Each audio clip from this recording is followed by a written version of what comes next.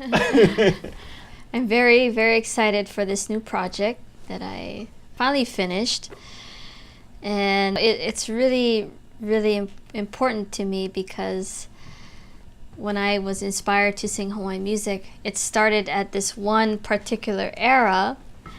And we use the name Sea of Love to kind of resemble where we are in Hawaii, being in the middle of the Pacific Ocean, and it's such a romantic place. And the songs that I'm focusing on were from the era of, the 40s, 50s, 60s.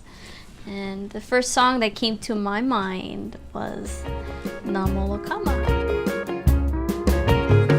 Kalana vale ho'i oe, kawaio na molokama. Ui ui ui na nei, na kolo kolo I na pali. Uhe uhe uhe nei ana, I kanani o ke kuahiwi. That's when I called you. That's right, you had that one song. Uncle, I got this one song. Do you know any more like this? And we listened to it, and I said, yeah, that's what we call Hawaiian club song, Hawaiian club music.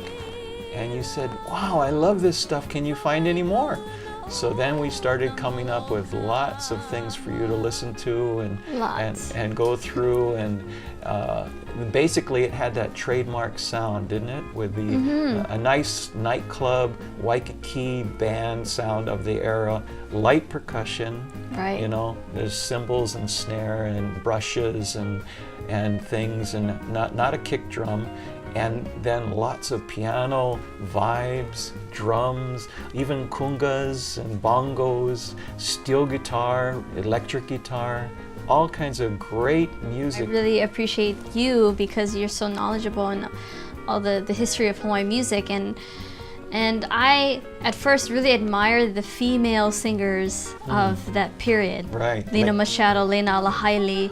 Right. And not knowing that there was more to it with the musicians behind them. Yes, yeah, and the arrangements. The arrangements. Yeah, and all the influences that they were doing in their music. So they're basically taking songs that are still being performed today, but the arrangements of that era were so unique because and so fun. Yeah, they So were, fun. weren't they?